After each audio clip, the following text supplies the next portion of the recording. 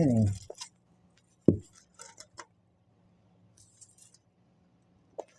What I think is happening is that it's hitting the floor, and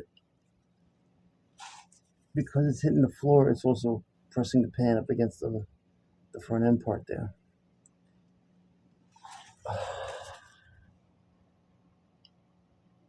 It's like really not in a bad place, but it's probably just touching a hair, an inch. I have to cut the floor or something. So the training ain't touching anywhere, and there's room to go up. I gather it needs more room than this. Oh, right in the center here. That's pretty much where it's touching. It's not touching, but it's very close. I can't even fit my middle finger in it. So right at the bottom of this thing here, gonna have to section something off there. That's wonderful. Oh well. Otherwise, it fits beautifully. You know, and I hate to pull out the train just to fucking start hammering it. But the hole went on this side, but it doesn't go all the way through. Everything was perfect, and now this guy here, the hole is off by a good amount. And I don't understand why, because it fit perfectly in here by itself. That being said, I just think it has something to do with, if you put the engine in first and put it in the mounts, it'll go right in, and then you flex the mount. As opposed to me now, I'm kind of like flexing the mounts before I put the bolts in, brand new mounts, so it's kind of not wanting to go where I want it to go, and in order to get it right, I have to jack up the motor, I gotta relieve the center there. Probably can't see it from here, but it's like the vent tube is like right there or something, and it's pretty much right where the vent tube is, but there's a casting piece right on the top, and that's the one that's really close.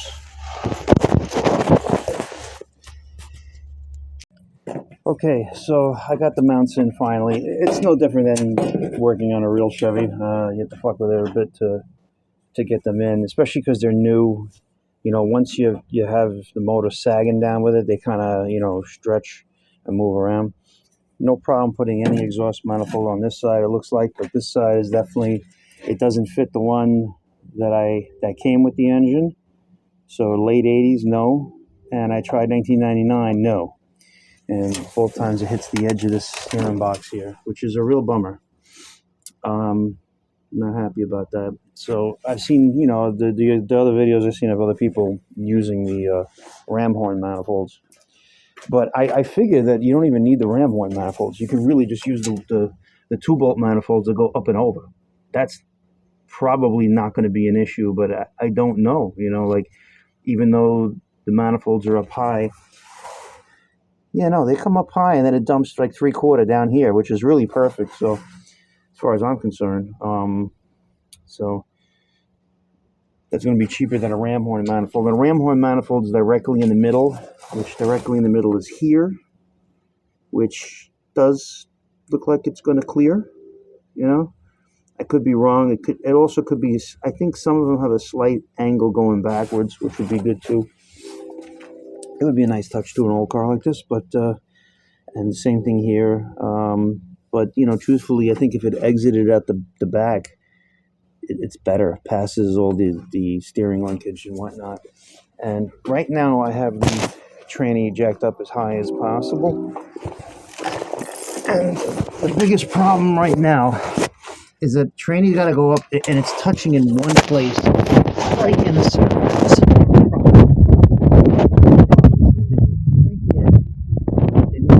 The floor needs to be probably hammering out the floorboards right there in the center. It's so strong. I have to cut a hole with the shifter, which I'm not going to do yet. So I'll have a better access at that point. It's probably not a really big hole.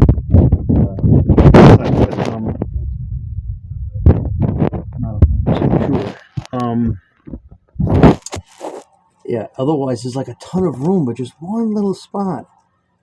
I don't know how that other guy got the tranny up so high, but I guess because he used the smaller transmission, I don't know. But it looks like this is a new training cross member because it's right under the training mat. All I got to do is make a little bracket. In fact, there's two little holes right here I could probably use. You know, if I drill out the rivet for this brake thing, I can, unless it's not a rivet, maybe it's a bolt. It's hard to say. It's just rusty. But, what is this? It looks like a rivet. Might be a pain in the ass to do that, but I can do a lot right there, you know. So, and it looks like it's in a good place because that's where pretty much the other one was. But I think it has to go up a little bit higher, which will do two things. Not only will we put less pressure on the front mounts, because that's basically what's happening. The reason why, well, I don't want to say what's the whole reason, but you can see right now it's touching the arm. And I had it up and away from there, you know. But ultimately, I have so much room under this training, except for that one spot, that I should be able to go at least an inch up, and I think it'll clear. And I figured that whenever I have to, it's really not a lot of room in that pan, you know, to section off per se, you know. You can just wallop it and smash it flat. I think that would be the easiest, you know. But otherwise, there's tons of room here. It's really not that bad. And like I said, I'm not going to put the original cross member in. I don't think it matters at this point. You know, I don't think it's going to make it stronger by any means. I'd have to put it all the way in the back here, if anything, which I can do, you know. It might be just easier to do it that way. It really depends where I end up having this thing. I can go straight across. A lot of different things I can do. I was thinking about just making an L bracket coming off the back here that'll, you know, mount the mount, and then you can unbolt the L bracket, because this training will drop right out of here too. You know, it actually will drop out of the car without much fighting, you know, which is a godsend compared to what it could have been, you know. And this is the whole reason why I made the training the engine go more forward. And just that, not only more forward, but more down. And I know I was supposed to the thing there, but this guy had it up so high. These mount things that were back further and up. He had no room for HEI. It looks like I'm going to be fine with all that. So I think it's pretty good. I don't know how level my engine work is, but that looks level. Let me see both valve covers. It's close. I don't see it being an issue. So, and believe it or not, the bolts on the bottom here, they can be loosened. Pain in the ass, but it can be loosened, and actually it will move a little bit if it had to. You know, probably up to 1/8 to 1/4 of an inch. That's my guess. But overall, I'm really happy. But definitely more work that needs to be done. And I just got to find an exhaust manifold now. All right, just some test fitting. And right now, the engine is very level. You want where the carburetor is to be level, because it's actually slightly pitched up in the back, so the motor still stays down a little bit, because you want it to be on a slight angle going down, because it makes the drive shaft angle better when all is said and done. So they prop up the carburetor to be higher in the back, lower in the front, but when you lower to a certain point, it becomes level. Okay, so that's what you want. You want it level, so the carburetor is level, so you're not flooding or anything like that. I took off the fuel pump because, as you can see, I was wondering why it looked like it was higher up on the side, and it was touching right where that mark was, and I didn't realize that. I gather it would touch even more now that the motor is up in the back. Okay, how did I get the motor up in the back? Well, I started cutting. I lifted up the carpet, and like a lot of times you do this shit, there's just this thing here was just seemingly in the way. But by the time I got done, it just like everything affects the other. This was real close. I had to make that come out. And ultimately I had to give it more room. And this is just where it starts to taper down finally, you know, right here. But it's actually close right there even to get it where we are. So it's in a good place. I don't think this is going to be too much, crazy metal work. We're going to have to get a new gas pedal that doesn't use this whole setup. So the gas pedal was fucked up anyway. Because we should put one with a cable that takes a GM cable and whatnot. I think it'll be a lot better, all in all, in the end. So now that this is correct, the pan was a little dented from sitting on it, but that was fine. And I'm still thinking that I could put this guy here. See, it's actually still, I can jack it up more even, and probably a 1/4 inch wouldn't hurt, everything, even the levelness of everything. But I can, between hammering that a little bit, which is not a big deal, between hammering it, and I was actually thinking of taking this to my friend, a machinist, who can machine the Centerlink on a mill, and section it all the way off, like take off like maybe 3/8 of an inch, let's say, but then I weld on a 1/8 angle iron. That angle iron will make it so strong, and I would take it to the TIG welder, let him weld it. That would make it so strong, but it'll clear that just enough. And I've turned the wheel side to side, and these bumps here on either side don't touch the pan when it gets to that point, So I don't know. Actually, I may not even have this jack very tight. So, but like I just jacked it up right there to get it clearly away. It looks closer to the camera than it is, but like I said, that's not even that bad, But just with what I just jacked up there, let's see how close it may get. Here, yeah, this got really close. It's very close. So, I mean, I can obviously cut a little bit more. What the hell, at this point. That's one thing. And I was actually being conservative with the thing because it was, I'll show you in a second why. See, yeah, that kind of brought it away from level. So, I mean, but from on the engine standpoint, I mean, that's like 1/8 of an inch.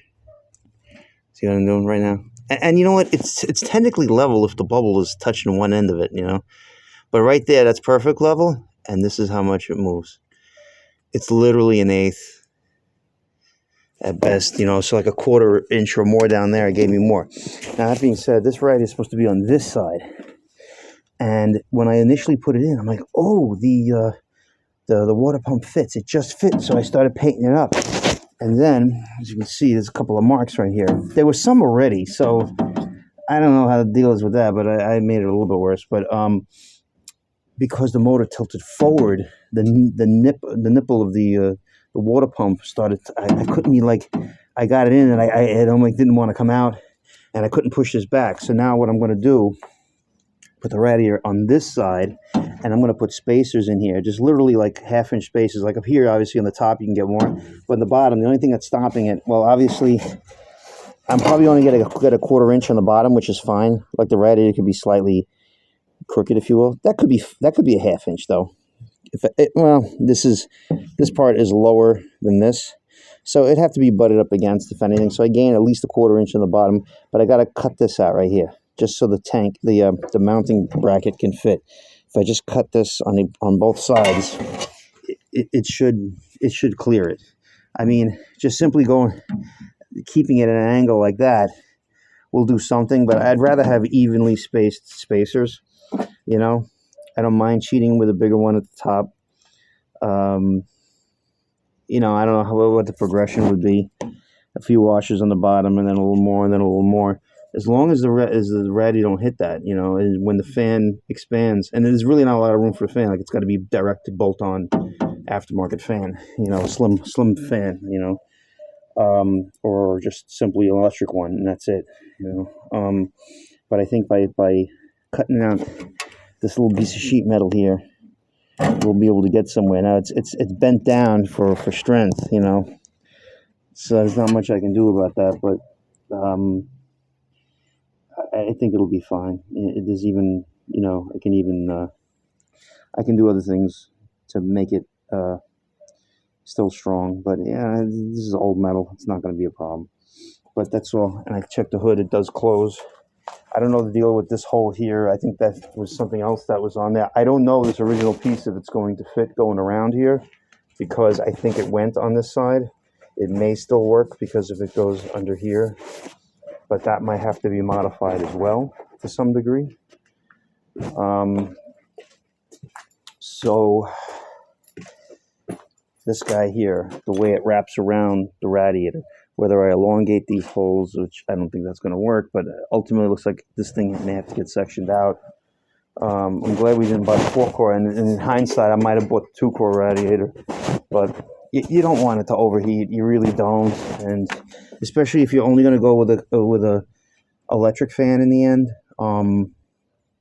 you want to leave yourself open for extra cooling. You know, this is a pretty big radiator. A 3-core is plenty for that. It's technically 3-core. They call it 3-core. But the 4-core radiator, I'm not exactly sure if they would utilize this space or this space. You know what I'm saying? Like, this would be better, you know, moved back, you know. Like, another thing, actually, now that I think about it, another thing I do is leave it mounted in the exact same place that it was, but have the guy cut the weld off here and move the bracket all the way to the front on both sides. You know, that is an option, I'm thinking, you know. But it's never easy. It's a lot of compromise, you know, with everything. And I'm not sure even the hoses I bought are going to work. I'm going to have to get universal ones. It's way too short. The ones I got are way too long, I should say. So hopefully, these are all good things, though. There's all doable stuff happening here. All right, so I cut a whole piece going all the way across here, a little wider on each end, because I originally was just going to do that. But then this, I had to cut that too, because the radiator is so square. It was starting to dig into the curvature here, and it wouldn't go down any further, because we need it down and we need it forward. So let's see how this looks.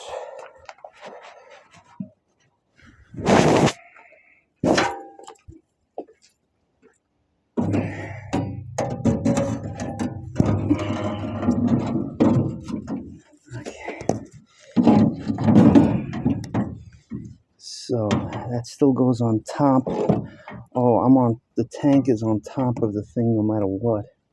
But I did cut it, by cutting that piece out, it didn't go down to the original spot. But I'm wondering if it's still okay. And by that, I mean, can I close the hood?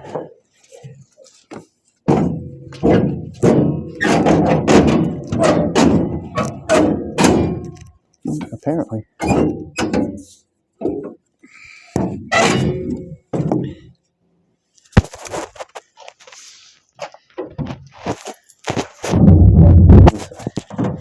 And it's like it's supposed to be another ½ inch down. I suppose I can cut another ½ inch out of that piece. Just trying to think for a second. The squareness of that is sitting on top. So yeah, if I gotta cut this section here.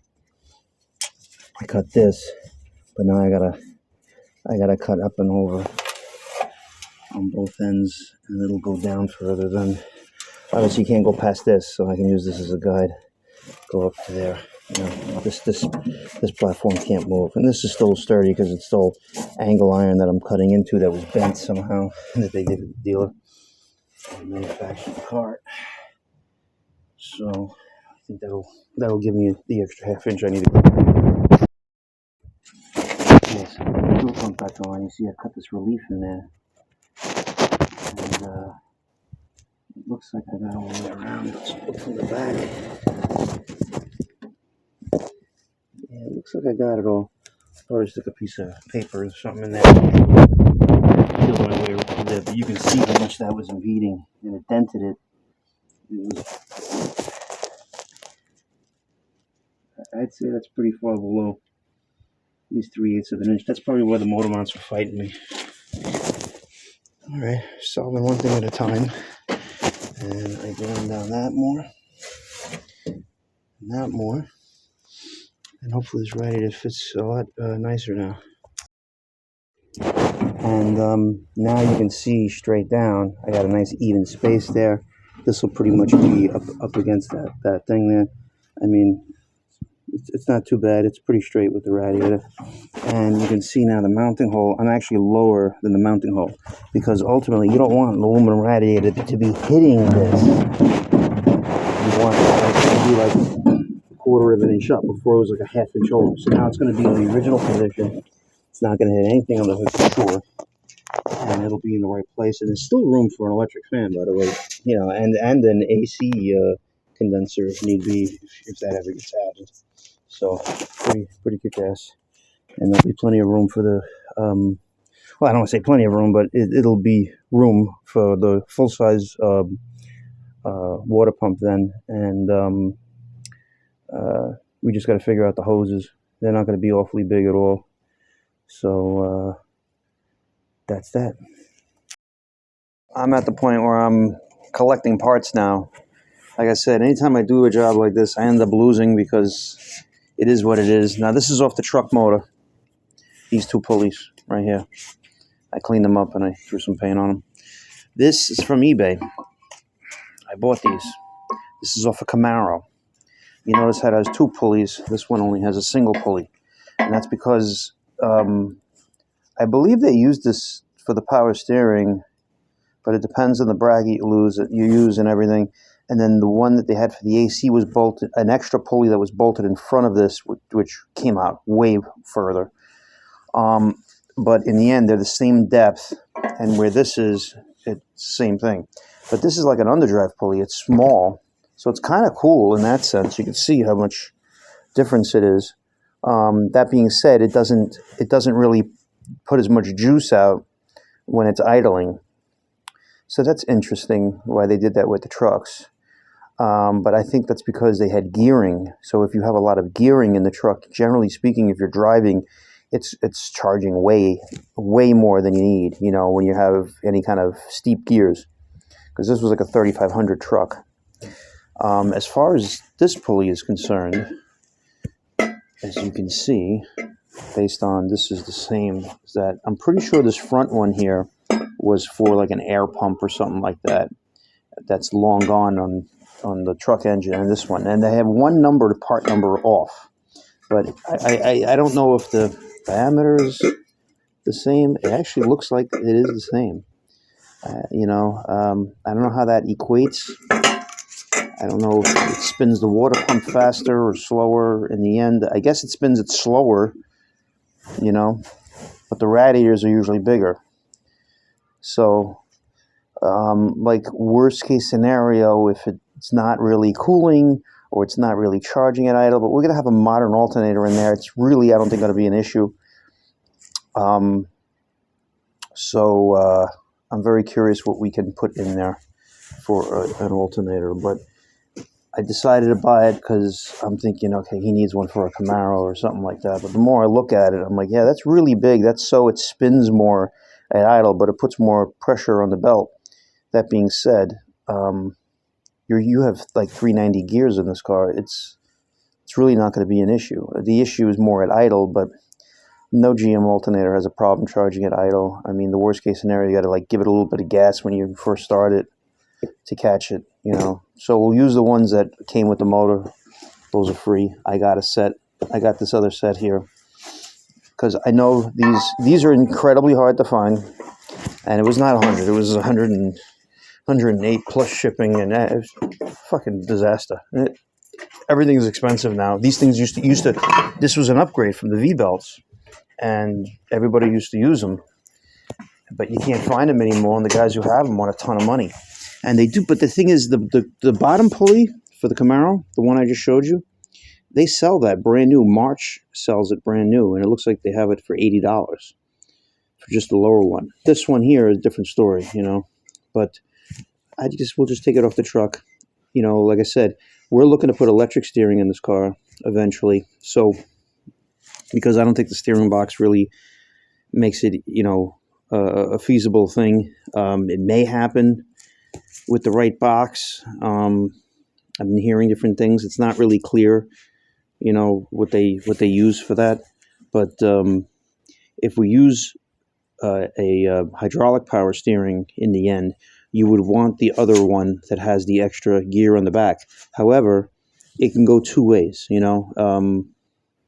because now they make electric air conditioning, which would require you to have a stronger alternator. That being said, you have the serpentine belt for the alternator. So you can use this bottom pulley for power steering, undoubtedly, in some fashion, whether it's an aftermarket setup or whatever, and try to use that pulley. But I believe with Chevy, the bottom one, on the other one had the two. You had the first one, I believe, is for AC, and the second one is for power steering. But time will tell with that, because I'm pretty sure that this one here, I know that the power steering does not go on the water pump pulley. It only goes on the crankshaft pulley. So if this belt behind that one lines up with this one, and I know that the Chevy doesn't go around that, then it's probably for the AC. Or, it was for AC. And I believe the pulley that they had, which, I don't know, you might even have room for it. I don't know what the hell they did here, because like I said, this looks all foreign to me. This is just so weird. It's like added on from the dealer or something. They use the two bolts on the bottom. It's a unique setup, but we have it in case you need it. Like this thing here was bolted to the engine. It was like hacked off, and it went to this AC bracket thing here. And it's very, see that? Like, did that break off? Sure looks like it. It was just like, I guess it wasn't the best setup then, because that was broken for a long time. So that's one thing. And then it's very possible this one was the front one, and that's what they added on. So it's possible this one was meant to run off that other pulley too. It depends on the setup you have. You have to go to what you have sometimes, and if this is cheaper, this is a very unique setup here. So it'd be interesting to run a belt-driven AC. That being said, I don't know in the end if, see this guy here? This is the guy. Look how deep that is. It goes inside here. And in reality, it's right on top of it, So it's not that much more forward, but it's way more forward than the Camaro one, because the Camaro one's got the one on the back. So it really depends how this all ends up fitting. That being said, if the water pump just barely makes it, I think this is going to make it too. So I don't think it matters which one you use as long as it works. So in the end, I'm not quite worried about. Because look, well, then again, the harmonic balancer comes out first. So I'm trying to think now. Yeah, so if this guy goes on that, then this guy is up here. Yeah, so if this guy this guy is even with that. So if this guy goes like this, and this guy lines up with the serpentine here. I mean, it's not really much further or about the tip there.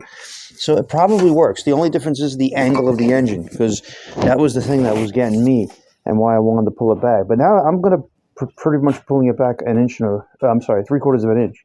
That's a lot. So I think that'll work. I think it'll work with what you got. I just wanted to have the other ones ready to go just in case. But yeah, that's what I do. I buy shit that I'm never going to use in my own car. But these are getting harder to find, these parts, so might be worth holding on to them.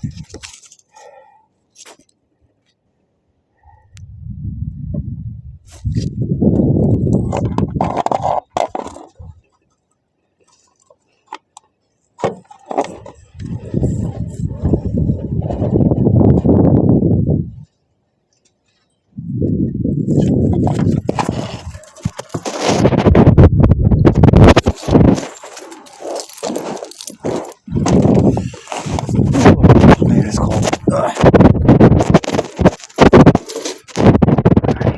This guy here.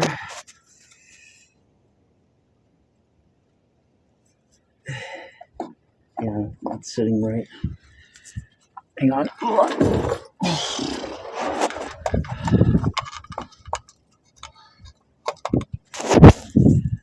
So you can see there's like a space in there, and if you go like that, you're gonna mess it up. So you gotta go. I suppose I can go in the end. It doesn't really. It might. As you can see, 2 degrees. And it's funny because, right, and here's the thing, I don't think it matters if the car is jacked up or Jackson is. I understand, because when I jacked up the rear end now, because right now I have most of the rear end up, it went to 2 degrees, and that changed to 2 degrees when that was 0 and 0, with it all the way swung down.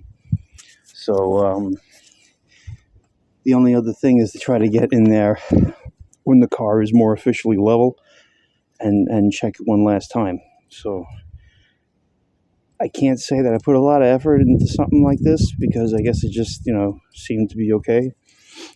But, those are the flathead. Hang on, let me unzoom. Those are the flathead, it's one of the flathead motor mount supports. Okay. And that's a 204R. That's just off because it dangles until you put the drive shaft in. But I got the GM mount right here. I had this heavy piece of angle iron. It's like, I don't know, 3/8 of an inch thick at least. And I put 2 7/16 bolts in there with the stop nuts. And I had to ratchet tie the thing over because the center of this was not lined up with this hole up here. Now, the only issue I have, which it's not going to be really an issue, because the only thing is if either I smash this, it may not need it, but I don't know. Before, the tranny was over like at least a half an inch, and it was hitting here when I was trying to get the thing started. So I had to lower the tranny to get it in. So now I officially set the tranny. Let's see if the drive shaft. I just have a drive shaft. It's not long enough, but it's the same thing. So I can do a measurement of how long I need. So that being said, that might just be fine now. I got it at the top, but I may have to smash this down. It's not really a big deal. It's just a little floor support. Here's other ones. That being said, the worst case scenario is that you have to drop the tranny down a little bit in order to get the drive shaft in every time.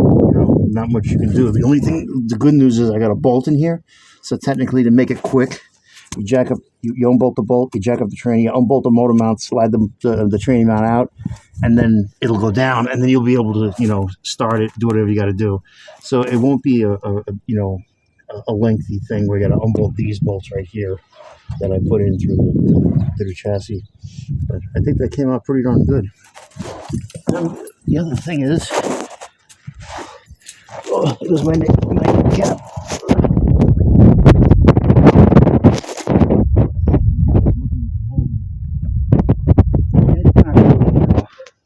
Like I noticed, because I moved the whole motor this way in the back of the tranny, it's actually more parallel between this line and this line now. So it seemed like it was kind of turned. So all's well so far. So far so good. Okay. That says 92 on that side, or if I flipped it around, it would say 0. I don't know if I can do it like this, but we'll see. The magnet doesn't really stick. So I had to look at it from the other side. I'm on this side, driver's side. So yeah, so it's still 2 degrees. Now I did jack up the car in the front so I can fit my ass under here. Now that being said, I'm gonna try to. Now I just figured that if I jacked it in the front, and I still got the same angles, then I don't see it being a problem. You know what I mean? Like,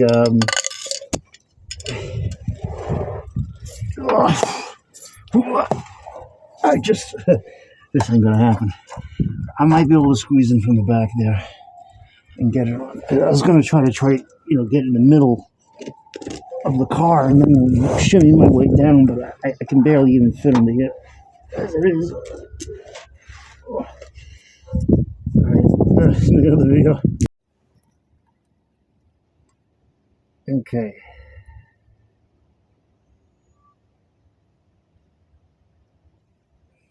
It's 1 degree off roughly. Jeez, it can't be that bad. I'm gonna show you. I'm gonna try to do it here. I ain't got a fucking hold. I don't know, for some reason I couldn't fit under the car now, so nothing changed. Let's see.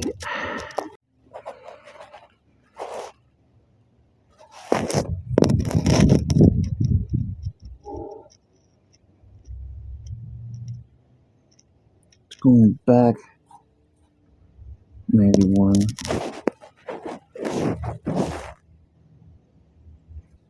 What happened here?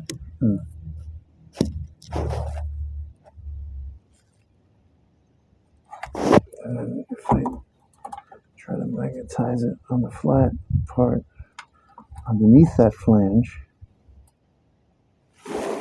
looks like it's right.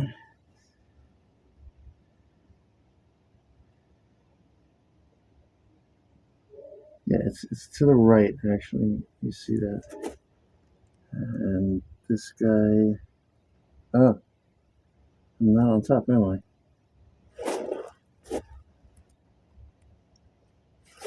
That'll change things.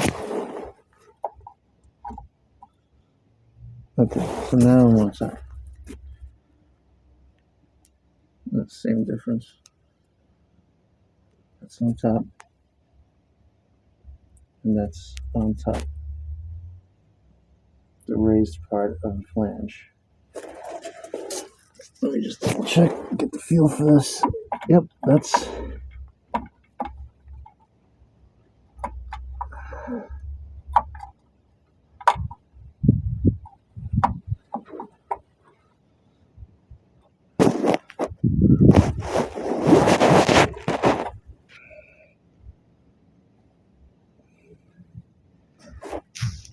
Yeah.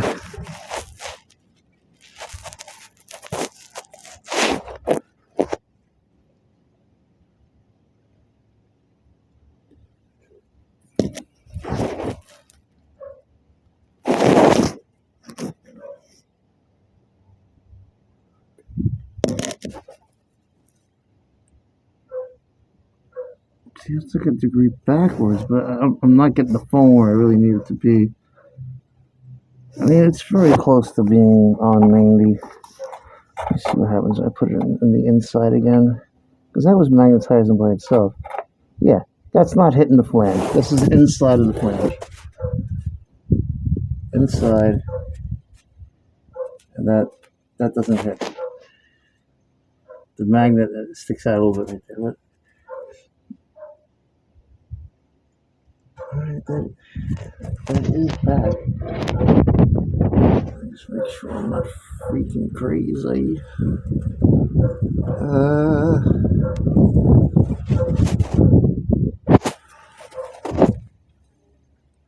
It might be slightly rotated, which also can throw it off a bit.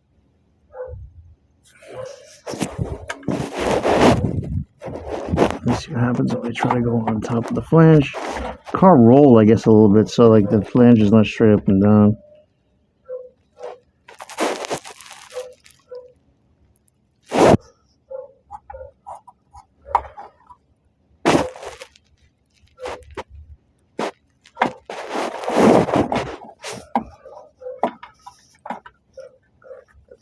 way.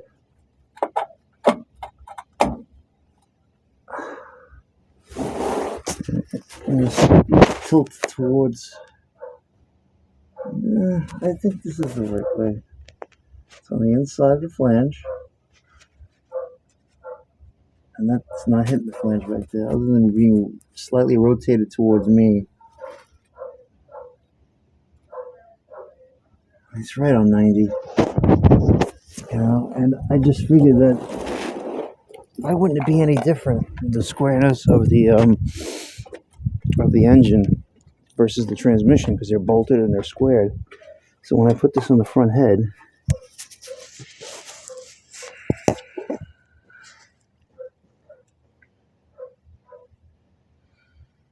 I put 2 shims equaling 1/4 inch. So now it's 92 degrees. It was maybe closer to 93 degrees or over 93 degrees in the last video that I made. I just don't see it being a problem with 2 degrees. I really don't. It sounds like I'm kind of itching for perfection when it just really, it's not normal. It's over the years when everything sags, people drive around with bad tranny mounts and you don't feel the car, ready to break, Now that being said, when I was a kid, I put a fast motor in a 87 Grand Prix, and then I took out the Chevy motor. I put in a Pontiac 455, and I put a Turbo 400 that had a bolt-on yoke. So I left the bolt-on yoke, and I took my yoke, my slip-in yoke, and it wasn't big enough because the tranny was for a truck. So I wrapped, and this was the Chevy, I believe. This is when I still had the Chevy, not the Pontiac, because it would have normally had it wouldn't be like a truck with the bolt-on yoke. So basically similar to this tranny that I have here. Okay, I had the bolt-on yoke in the back here, and I had the wrong size U-joint in there, and I didn't know about conversion joints, and I just wrapped my U-joints in black tape and put it in. I finally fixed it. I got a slide-in yoke for it and everything, and when I fixed it, I also put these big giant springs in the rear of the car, and I took the car for a ride around the block, and I heard a vibration come from the rear, like really bad, and when I decided to hit the gas really hard again, it went, it sounded like an impact gun, and then boom, my whole rear end blew up. So I know what that feels like, and I realized what my mistake was between being way too high and not having the placement of the tranny, and I can't remember actually. It might have still been wrapped in tape, the U-joints, because it was just whatever, But I drove like that for a long time prior, so I think I also changed I think I played with the gears in the rear, upgrading the gears, and it just blew apart, and I didn't quite know why it did that. And I guess it's something to do with pinion angle and how high. I had ridiculously high springs in the rear, so I didn't think the rear end was supposed to change that much by just going up and down, But I guess we'll find out, So far so good. I just had the drive shift. Told the drive shift guy what I needed as far as length was concerned, and I have a yoke, a slip-in yoke for one of these trannies, and it has outside clips, and then I have his drive shaft, so I take his piece off, and they're going to put a new tube 61 3/4 from the center, and that's it. I got to wait for that. In the meantime, I've got some more stuff to do. All right, so this is the way the radiator looks installed. Those are the nice 1-inch spacers. So I set back this radiator a lot, all things considered. But you have that. It's going to get close. And unfortunately, this fan, they tell you should have 1 inch. Now that I read it, and it's not looking good for this setup. Not necessarily for the serpentine, but I'd like to put the fan directly on this so there is 1 inch away. But to do that, I got to remove that bottom pulley. This front pulley can come out. So it's either that or you get the Camaro. You take the Camaro pulleys, but it's $100, $108. So that's a bummer. So I bought a spacer for nothing, and this is all like extremely tight. I don't even know how I got it in here. I knew I had 1.25 inches, or like I just read it now that you needed more than you need an inch. So right now it was a good place for the fan to be. That's fine, but that it hits that bottom pulley. You know. Okay, so this is originally how I wanted to mount this, but then I realized, I'm like, oh, it's overlapping that front thing, but it doesn't touch it. Still doesn't mean you'll have a belt on it, because the belt will get cut by the belt sticks out, you know, past a certain point, and the fan would hit it. Unless there's some kind of weird phenomenon that goes on here. That being said, we're not using the correlating one. So now you see, totally misses the crank pulley, but you still have this pulley. So we can set up AC with this pulley somehow. I would have to think that is a definite possibility. So I removed this guy. That was an add-on pulley by the dealer.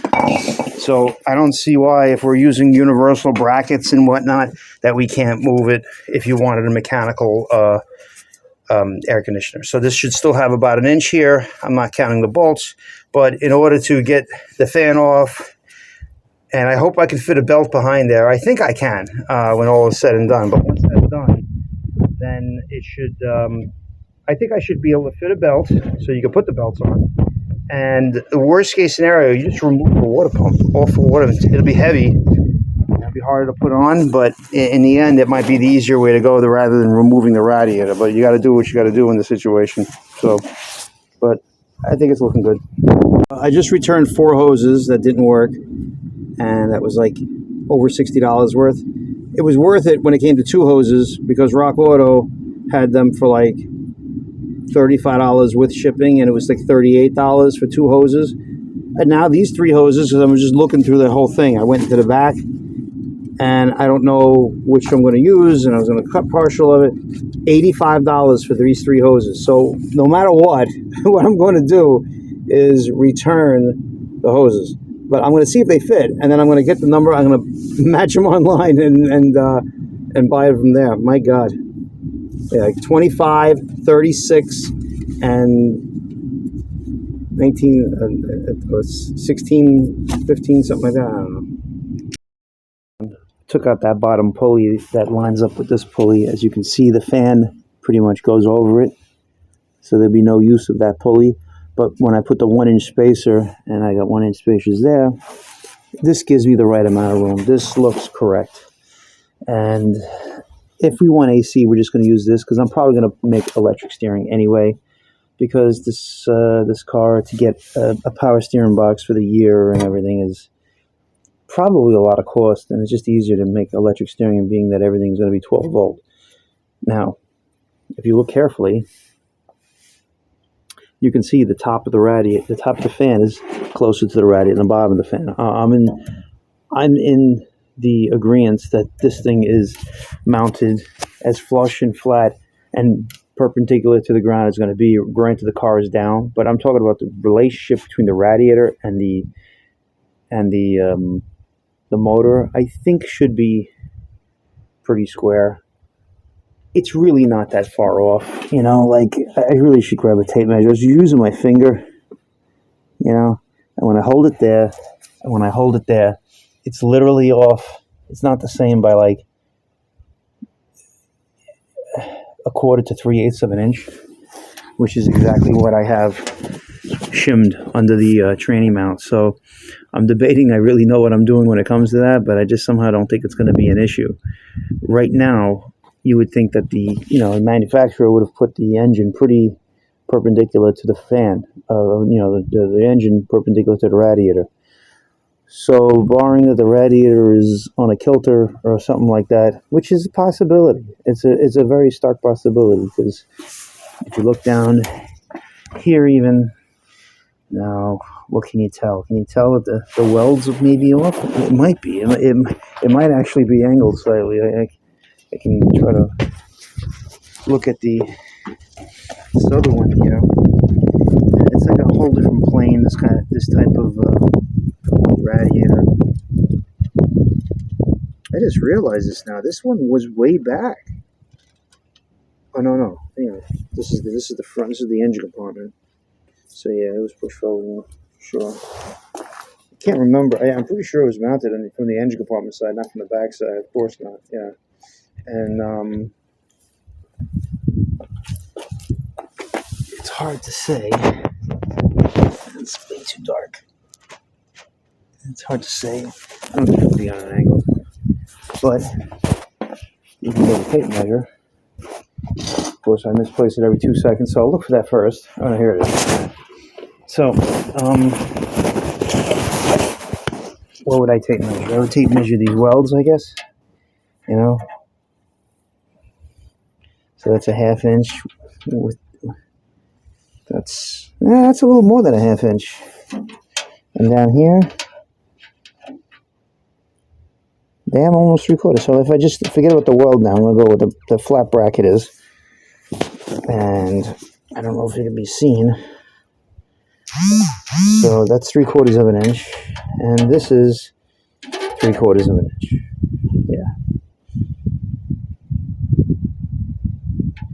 Yeah, there's no reason for them to make the radiator kind of weird. It just might be like a hair more in on the bottom, which that doesn't help me with the course. You know, it's yeah, I don't think I need those shims, to be 100% honest. It's just looking like that, you know. It's funny because I've done this a few times, different cars, played with different engines. Other than the one car that I discussed in the other video, that I never had like a grueling problem, you know. And the 63 Buick I did had no issues at all. It was a dual drive shaft, you know. But and you have more reference points, because where the dual drive shaft goes in, it was straight in. It's pretty much, I left it straight in. I know the back was cocked a little, you know. Everything went together just fine as far as I'm concerned. So I'm leaning on removing the shims. So I just don't think it's necessary, because I still have a hard time believing that the fan would be off perpendicularness or parallel, whatever you want to call it, to the radiator, and it would be offset. The top of the fan would be in, you know. I mean, if you look at the radiator, it's hard to say with contoured things, but I suppose it would be level going left or right. Since I can only find shit. I'm putting nothing away, so I know it's here. Yeah, so look, this radiator is totally level. This way, it's got to be off because the car is down. So the bubble is to the front. And over here, the bubble's to the back now. Oh, look at that. See, I really wanted this to be level, and it kind of was, or slightly more to forward. And with those shims that I put in, it definitely set it back further. So I think I want to take it out, just simply for that reason. Usually if it's down a little bit, and then you have the motor, where the carburetor is, that's the thing that sits level. Because you can see the stark difference in the height. And so it's like, why would they do that, other than give the engine a little bit of an angle that it needs, but yet still make the carburetor, level, for flow purposes and stuff, So I think that's what I'm going to do. I probably shouldn't have bothered doing the shims until I really thought something was wrong. But I bought those stupid gauges, and I'm thinking I know how to figure it out, but not sure, to be honest. I really don't think it's a pressing issue, and I just can't see the factory also, being off. So I'm looking for radiator hoses, which I think I found one that's going to work. Both are going to work, for that matter. One I have to cut, one of the bendy hose, and yeah, I'm going to go with that and get to that stuff, and then I'm waiting for the drive shaft, which might be ready tomorrow, but I might be not around tomorrow. So I got a motor for another project that I have to pick up. I'm not 100% sure when I'm going to do that. I might do it tomorrow. I don't know. Because it's cold, and I really can't get anything done when it's this cold. It's awfully cold right now, and windy. My pack in for the day also, so we'll see. Okay. Is the light on? Yeah. Ooh.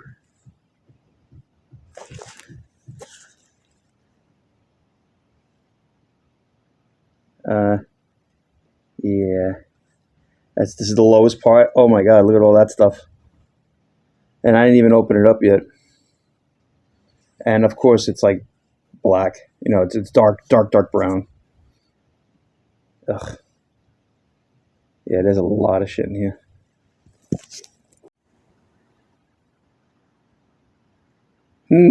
Yummy. So when you take off the filter element, you can cut it, and then it all spreads out like this. And when you zoom in, I mean, the filter was doing its job, but let's face it, is this worth fucking up your fuel pump and your brand new carburetor? And then trying to make the car reliable, you make it unreliable, you know, by leaving something like this so old. You know, that's only coming from one place, and that's the tank. You know, if you call Ray and you ask him, you know, hey, how does your fuel filter look after, like, what, 5 years ago we put it in? And ask him how it looks now. I bet you it looks 10 times cleaner than this is, and this is only a year old. Not good. This gas tank needs to be done.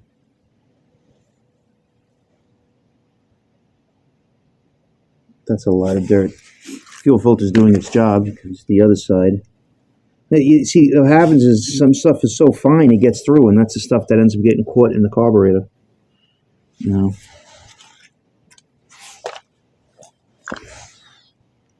Wow, it's a year old. Of course, now it's starting to rain, but I got the wiring on for the thing. One of these goes to the gauge, the other two aren't being used. This is going to go right to the battery cable, and I took out the original battery cable holder down there, and I just bent it out of the way. It was half rotted anyway, but having that route right there with the special covering, it's never going to overheat or anything like that, so it'll be fine. Not sure if I'll have to put it on this top one because it depends which way I put the battery. If I put the battery one way, here, closer to the exhaust. Well, I guess the other one makes it over here, which then it doesn't heat. So I want to put the other solenoid I have and go put both of these on one side, and then it'll just turn on all the power in the car. I have a new wire here, which can go to the original one that goes right here in the center, and but that won't be the wire that's on the solenoid. So, as that just will be a turn-on wire. Like I said, it'll just be direct. But I was going to try to put the carburetor on, and I got the vacuum line on. Now it's starting to rain. I don't want to get water in the distributor hole. Oh well. That's it for today. This was the biggest piece of instructionless piece of junk that I had to figure out. There's very little information. I used the Mr. Gasket, instructions that I found online. But no matter what I did, I was trying to make it forward more because I was going by the template of the boot. And I go, oh my God, this thing, it's so long, goes forward. It was hitting this. First of all, it was hitting the radio. I had to take the radio out because the radio was sticking out to here. So it's just enough room because it pops up here. So you got to push down to engage. And I just bent the floor up some. See, it's like when you put it in park, it's sloppy enough that it goes in there, but it's possible I can take the slop out with the adjustment in the transmission linkage. But there's not really much I can do. I guess I could go back a little bit, but I've drilled so many holes, and the hole is so much bigger than it is. I don't want to compromise it, but I'm going to have to add metal to make that other piece even fit. Over here, I had to cut the floor out more, and I'm like, oh my God, because this thing here is the arm, and I had to bend. They said bend it any which way you need to get it to go, and I'm missing everything now. And it was real close inside here. I mean, it's still very close. I hope it doesn't bend and like right there, and that might be just where drive is. So it's like, the vibration, you might start feeling, thing is, I could space it higher. Probably you'd have to get pieces of metal, which would actually strengthen this whole thing. But then I don't know how much it's going to change the angle. But it's like, the thing is like every time I do an adjustment here, I try to take this out. And no matter which way I go, it just doesn't come right out. I make the hole the size that I keep going wider and wider and wider because you can't physically get it out. And this I swapped. This was on the bottom, but it was scraping the tranny like crazy. So by putting it on the top, it just misses it, just misses it. And apparently, this is not really a problem. Factory cars, I don't understand that unless it ends up being it's way back further, I wasn't feeling that, Of course, I don't have a seat in the car to really tell if this is too far forward, which would really suck. But I know for a fact that the seat was like right here, and I was peeling up the carpet to this point, and I had the floor cut over here even, so it's like, it was cut like it was cut this way, and I'm like, there's not much room here, and very, very, very frustrating. And this bolt here, it's not really long enough to hit that, because if I tighten it a little bit more, it gets stuck. You need it to be free, and you can hear the spring in there. I lubed it with WD-40 and made a difference. But if I go a hair tighter, then it doesn't do that. It doesn't jump up in the hole. But at the same moment,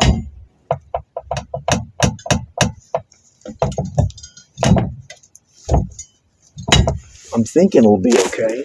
I mean, there's only so much I can do from this vantage point here.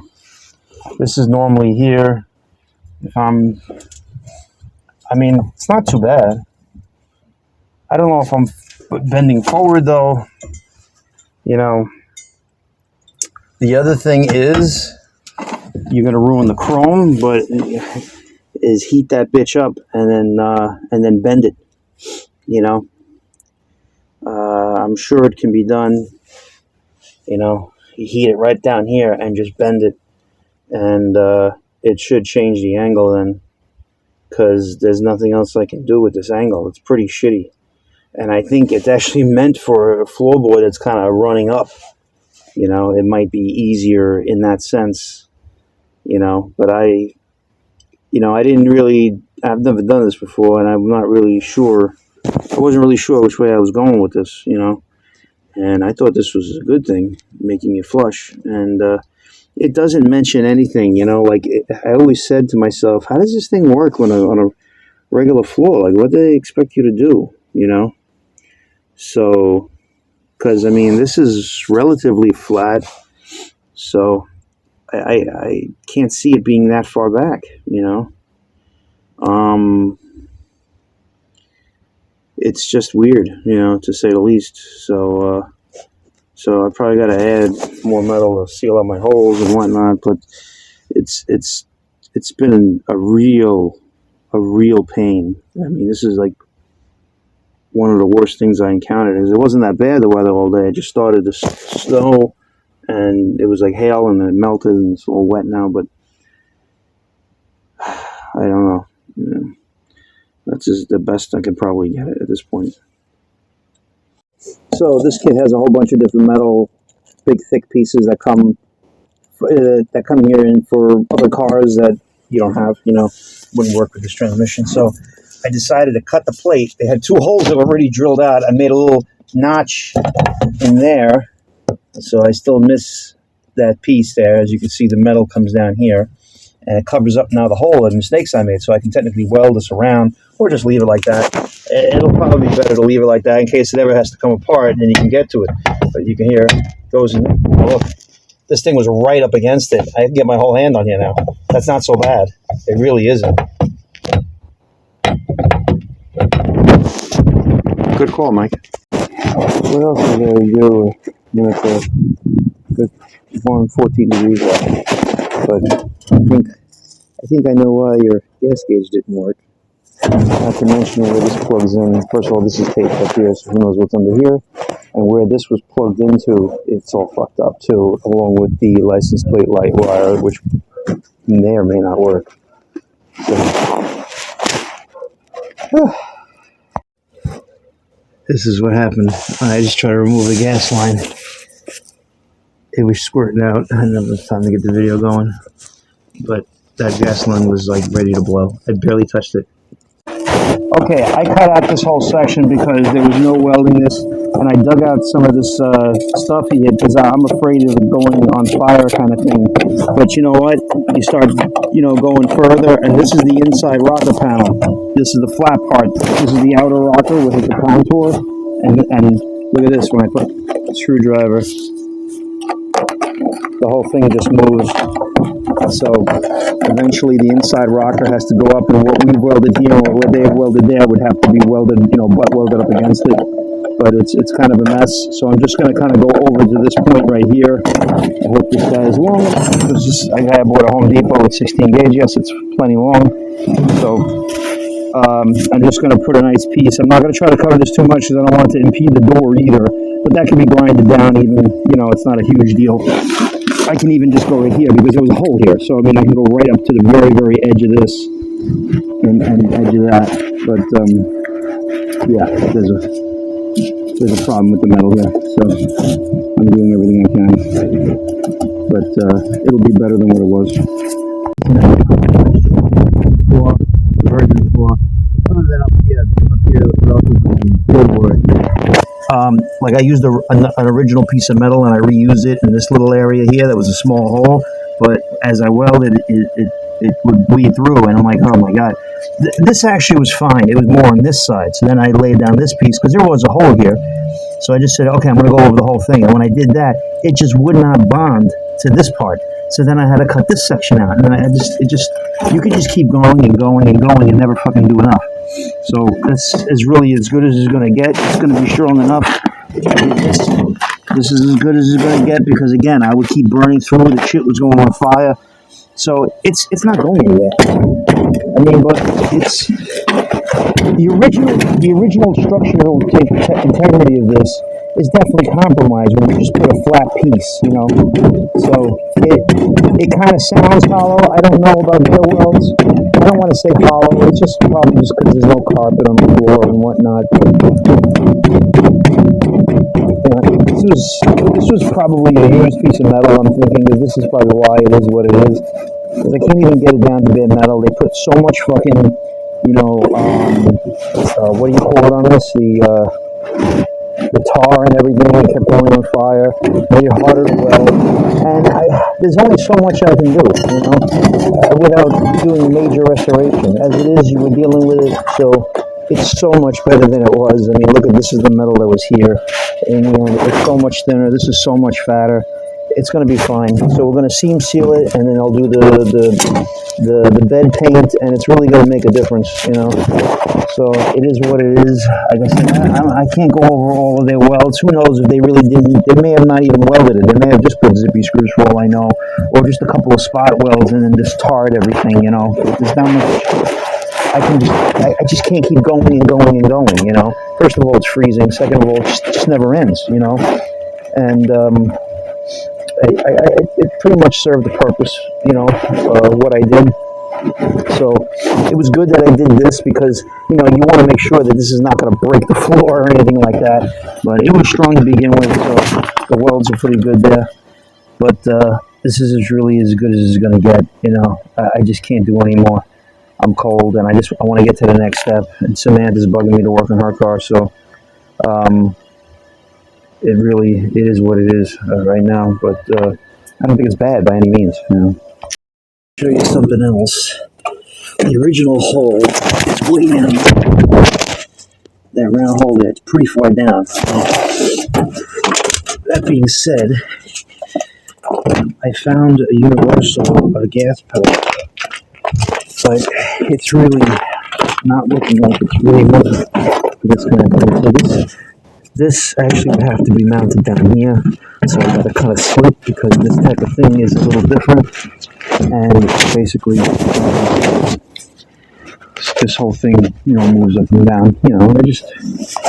This thing goes on this side, and I got to try to bolt these 4 bolts through and hold the nuts on the other side, and then the cable goes here, and it's all sticking out, but it's kind of sticking down where the exhaust may go, and I'm a little funny about that, whereas a more conventional, like a GM style, the bracket is up here, the pedal is over here, and the bracket goes up, and there's a cable that goes way up, and it goes way up on top, and then it would come, somewhere in that area right there, right in line with the carburetor pretty much. And I feel better with something like that, because it's just, these hot rod things, they can work, but they're not always the best as far as design, because they're just doing something to make it look, unique, and it's sometimes not conducive to what we're doing, So, I don't think I can use this.